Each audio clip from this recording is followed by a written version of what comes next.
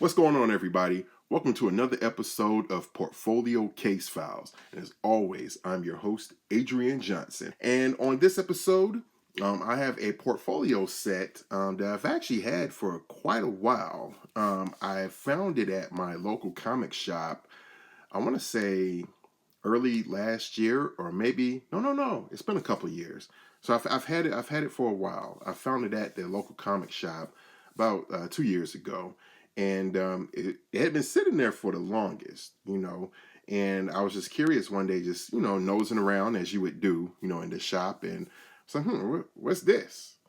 Picked it up, and it was this. A Cloak and Dagger portfolio from Marvel Press. And I believe this is dated 1984, as we can see there. 1984. And it comes with these 10 prints. Now you see 9 back here, but it also includes this cover image as well, which makes 10. Cloak and Dagger were pretty popular in the early 80s. They were created in 1982 by writer Bill Mantlo and artist, I believe it was Ed Hannigan.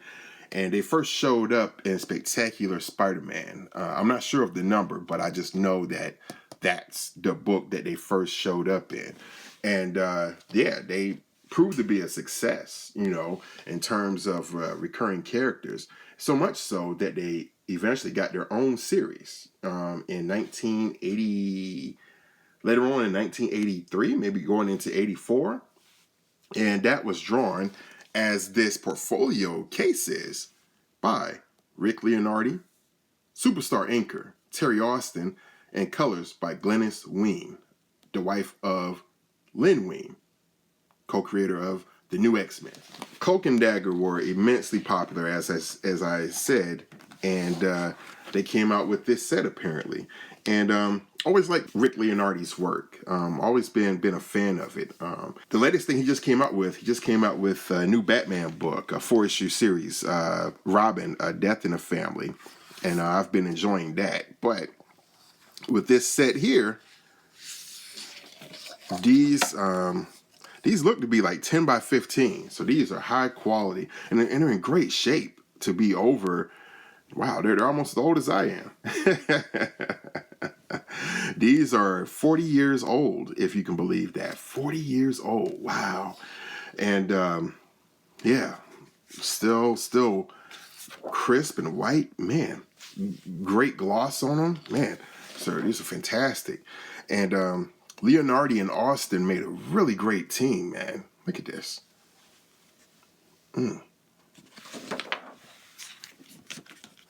And these prints actually tell the story of Cloak and Dagger, how they came together, aside from just it being pinup shots. Obviously, Cloak is made of darkness, and his name is Tyrone Johnson.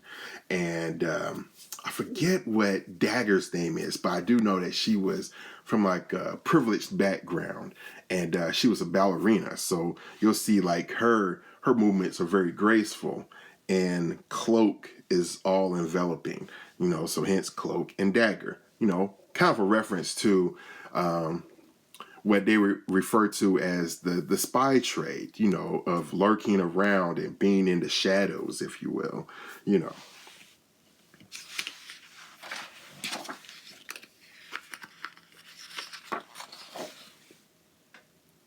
Yeah, but these are very, very nice.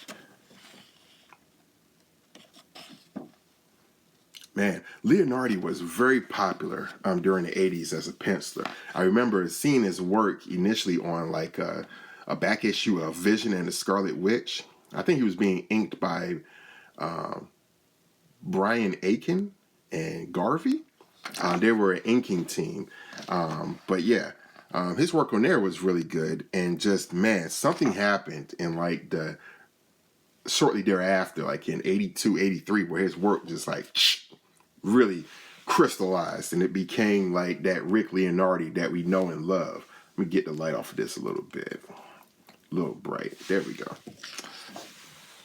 But yeah, that Leonardi work that we know and love, man, was just on point. Just, oh man. And then he found like his ideal anchor, as he was the anchor for many a superstar, Terry Austin. And just that look that they co-created together was just magic. People even today still, talk about, those issues that they did of Cloak and Dagger once Leonardi and Austin, started that main series. And of course, once Leonardi would do fill-ins on Uncanny X-Men, like in the early 200s, I think he even drew issue 201, if I'm not mistaken, which was the first appearance of baby Cable. Nathan Dayspring Summers, otherwise known as Cable, of course. But he would do like, issues once the X-Men got caught up in Genosha and, things of that nature. Those were great issues when Leonardi would fill in. And this is the origin right here of their powers. That Cloak and Dagger, they were runaways. And somehow this scientist had come up with this synthetic heroin that had the side effect of giving them powers. And as you can see here, they are injected by these gangsters and everything. But instead, they are thrown off the pier and eventually get these powers. And so now they come back and they are the champions of runaway children and seek to eradicate the drug trade and help these runaway children wherever they may find them. This is a wonderful piece right here. Leonardi and Austin, again, just a fantastic team.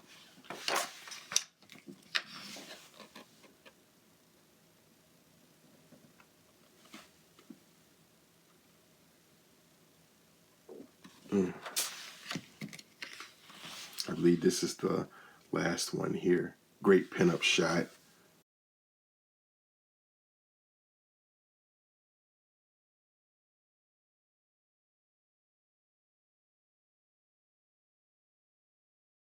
I believe that Austin and Leonardi ended up doing the Cloak and Dagger series for about 9 or so issues. And somewhere in there, I want to say it may have been like issue number 8. Don't quote me on that. But I think it was issue number 8 where they ended up having a fill-in by Art Adams, of all people. So you have Art Adams and Terry Austin teaming up. I don't think it was for the first time, because I think this was around the time Adams was drawing those X-Men annuals, the Asgardian, saga. I think he was in the midst of that, or he had just finished that. So he did a fill-in on Cloak and Dagger with Austin on this. And Austin actually went on to write several more stories, with Cloak and Dagger. And it seemed like he was very much a proponent of these characters. Like, he really enjoyed, his hand in creating these characters, so much so that not only was he inking, the pencilers of these stories, but like I said, he ended up writing, some of the stories as well. As far as Cloak and Dagger themselves, I'm not sure what became of them. I know that they were as recent as I can tell, they were in this book called Runaways in the late 2000s.